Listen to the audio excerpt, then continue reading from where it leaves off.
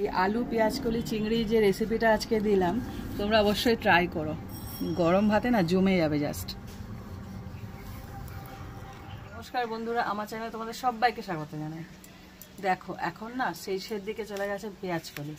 এখন পেঁয়াজ কলি এমনি আলু দিয়ে ভাজলে ভালো লাগবে না, তাই পেঁয়াজ কলি আর চিংড়ি মাছ সাথে দেখো আচ্ছা লম্বা লম্বা পেঁয়াজ কলির সাথে ম্যাচ করে আলু, এই তো ফ্রেঞ্চ ফ্রাইয়ের মতো আলু এরকম কাটলেও বলে ফ্রেঞ্চ ফ্রাই। খুব সুন্দর একটা রেসিপি, চলো শুরু করা যাক। প্রথমে একটা কড়াই বসিয়ে দিয়ে দিচ্ছি সর্ষের তেল। প্রথমে চিংড়ি মাছটাকে ভেজে নেব। এখানে আমি 150 গ্রাম চিংড়ি মাছ নিয়েছি। পেঁয়াজ কলি যে পরিমাণ নেবে সেই পরিমাণ কম বেশি করে নেবে, যত ইচ্ছা না। চিংড়ি না বলি বেশি বেশি নেবে, যত নেবে তত স্বাদ। হ্যাঁ, চিংড়িটার মধ্যে একটুখানি নুন আর হলুদ মাখিয়ে নেব, একটুখানি জাস্ট কালারের জন্য। এটা মাখিয়ে এবার তেলটা গরম হয়ে গেছে, ওর মধ্যে ভেজে নেব। নুন হলুদ দিলে কি হয়, একটু কালার হয়। রঙিন চিংড়ি মাছ, রঙিন চিংড়ি মাছ।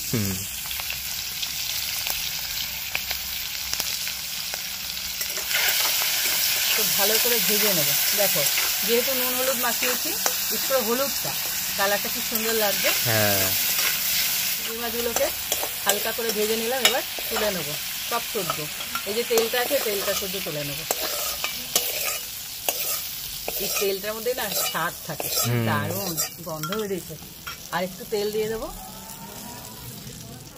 এই রান্নাটা না সরষের তেলে করো, বেশি স্বাদ হবে। এর মধ্যে দিয়ে দিচ্ছি কালো জিরে।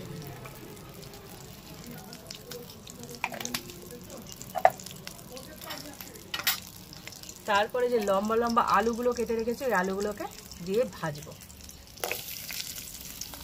ফ্রেঞ্চ ফ্রাই আলু। পেঁয়াজ কলিটা একটু নরম সবজি, মানে একদম একটুতেই নরম হয়ে যায়, তার জন্য আগে আলুটাকে ভালো করে ভেজে নেব। আলুগুলোকে পুরো লাল করে ভেজে নিয়েছি। দেখো যেহেতু আলু শক্ত সবজি, পুরো ভেজে নিতে হবে। এইবার দিয়ে দিচ্ছি পেঁয়াজ কলিটাকে।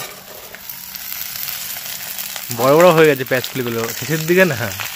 আর সাথে দিয়ে দেবো পেঁয়াজ কুচি। এখানে মিডিয়াম সাইজের দুখানা পেঁয়াজ আছে, দেখো একদম ফাইন করে কুচিয়ে নিতে, একদম ধীরে ধীরে করে। আর দিচ্ছি 3টে কাঁচা লঙ্কা চেরা। এবার সব কটাকে আমি একসাথে ভাজবো। মানে কি বলতো, পেঁয়াজ কলি আর আলু যে ভাজাটা না সেরকমই মনে হচ্ছে, কিন্তু না, এটা একটা রেসিপি হবে, বাকি আছে, অনেক কিছু বাকি আছে, অনেক কিছু বাকি আছে। অসম্ভব সুন্দর একটা রেসিপি, মানে এত সুন্দর খেতে লাগে না, আঙুল চেটে খেয়ে নেবে, সত্যি আঙুল চেটে খাওয়ার মতন। যেহেতু এর মধ্যে চিংড়ি মাছ করবে, চিংড়ি মাছ বড় নিতে পারো, ছোট নিতে পারো, গুঁড়ি নিতে পারো, কিন্তু চিংড়ি মাছ দিয়েই করো। এমন না যে বড়ই নিতে হবে। এখানে আমি যে চিংড়ি মাছগুলো নিয়েছি সেগুলো কিন্তু একটু বড় সাইজের, দেখো যাতে মুখে পড়ে। হ্যাঁ, এই যে এই চিংড়ি মাছ খাবো, মুখে না পড়লে ভালো লাগে। আলু পেঁয়াজ কলি পেঁয়াজ সব ভাজা হয়ে গেছে ভালো মতন। এবার দিয়ে দিচ্ছি টমেটো।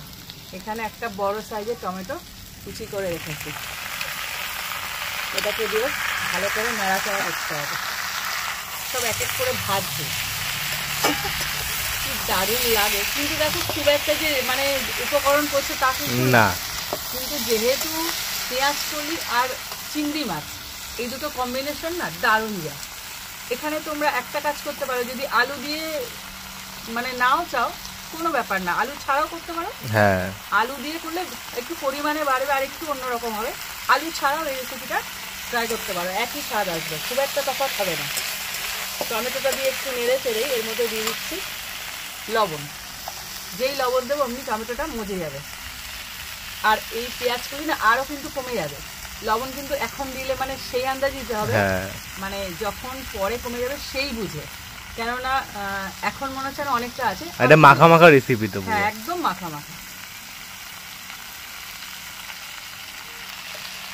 দিয়ে দিচ্ছি হলুদ গুঁড়ো। ঘুরে ফিরে একই মশলা, একই তো মশলা, যেহেতু উপকরণ আলাদা স্বাদ আলাদা হয়ে যায়। আর দিচ্ছি লঙ্কা 1/2 চামচ। এইবার এটাকে একটু ভালো মতন নেড়ে চেড়ে নেবে, যেহেতু মশলাপাতি করলো। আর নাড়ার সময় একটুখানি অল্প জল দেবে, সামান্য। যাতে এটা কষতে সুবিধা হয়, পুড়ে না যায়। দেখো বললাম না মজে যাবে, আরও কমে যাবে, কতটা কমে এসেছে। হ্যাঁ, এবার দিয়ে দিচ্ছি চিংড়ি মাছটাকে। খুব সুন্দর। এই যে পড়ে গেল চিংড়ি মাছ, এই স্বাদই পুরো বদলে যাবে আর গন্ধ পুরো পাল্টে যাবে। চিংড়ি মাছটা দিয়ে একটুখানি কষিয়ে নেব। আলুটা যেহেতু অনেকটা ভেজে নিয়েছি, তাই প্রায় 80% সেদ্ধ হয়ে গেছে। এবার একটু কষানোর পালা, হালকা একটু জল দিয়ে কষাবো। এই চিংড়ি মাছগুলো বড় বড় হলে বেশ বেশ সুন্দরই লাগে, অল্প মুখে পড়ে। হ্যাঁ, বড় হলে কি হবে, মুখে পড়ে। হ্যাঁ মুখে পড়ে, মানে মনে হয় চিংড়ি মাছের রেসিপি খাচ্ছি। হ্যাঁ, ছোট হলে মনে হয় না ও না, শুধু গন্ধটাই রয়েছে কিন্তু মুখে আসছে না। কিন্তু স্বাদ হতে গেলে চিংড়ি মাছটাই দিতে হবে। হ্যাঁ, দেখো চিংড়ি মাছটা সব কিছু দিয়ে কষিয়ে নিয়েছি, এবার দেবো জল। কিন্তু আরও একটা জিনিস অপেক্ষা করছে, যেটা আমি পরে বলছি। দেখো জলটা একদম মেপে মেপে দেবে, খুব বেশি জল দেওয়ার দরকার হবে না। মানে ওই জন্য বলেছিলাম আলুটা যখন ভাজবে পুরো সেদ্ধ করে নিতে হবে, আর একটু জল দিতে হবে, একদম যেন ডুবো ডুবো হয়, মানে বেশি না হয়। দেখো সেম তরকারিও শেষ, মানে সবজি শেষ, জল শেষ। এই সময় দিয়ে দিতে হবে ভাজা জিরের গুঁড়ো, স্বাদ আসবে। এটা কিন্তু প্রথমে যখন কষাবে দেবে না, এটা শেষে দেবে। এটা ফ্লেভারটা দরকার আছে। হাফ চামচ এরকম করে ছড়িয়ে দেবে। এবার ফুটতে দেবো এইভাবে, না নেড়ে, ফুটুক। দেখো আলু, পেঁয়াজ কলি, ঝোল সব ফুটে উঠেছে।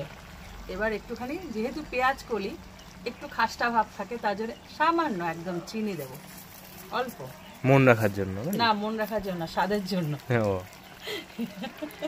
বলে, মন রাখার জন্য। আর চেক করব আলুটা সেদ্ধ হয়েছে কিনা, এরকম করে মিশিয়ে দেবো ওপর নিচ করে। এইবারে জিরে গুঁড়োটা মিশিয়ে দেবো, ফ্লেভারটা পুরো ছেড়ে দিয়েছে। দেখি, হ্যাঁ আলু সেদ্ধ হয়ে গেছে। এইরকম মাখা মাখা রেসিপিটা তৈরি করতে হবে। দেখো একদম মাখা মাখা, খুব বেশি ঝোলও না আর একদম ঘনও না। দেখো তৈরি হয়ে গেল আলু পেঁয়াজ কলি দিয়ে চিংড়ি মাছ দিয়ে একটা দারুণ রেসিপি। তোমরা ট্রাই করো, ট্রাই করে খেয়ে আমাকে একটা কমেন্ট করো। আমি সবসময় এটা বলি যে আমি যে রেসিপিটা শেয়ার করি সেটা তোমরা ট্রাই না করে আমাকে কমেন্ট করতে হবে না। অনেকে বলে ঠিকই যে দেখেই কমেন্ট করো, আমি কিন্তু সেটা বলবো না। দেখে লাইক করো, দেখতে ভালো লাগলে লাইক করো, কিন্তু খেয়ে আমাকে কমেন্ট করো যে কেমন লাগলো। আশা করি ভালো লাগবে। খুব সুন্দর একটা রেসিপি শেয়ার করলাম আজকে। আর এরকম আরও রেসিপি পেতে আমার চ্যানেলটা সাবস্ক্রাইব করে দিও। তো আজকের মতো টাটা।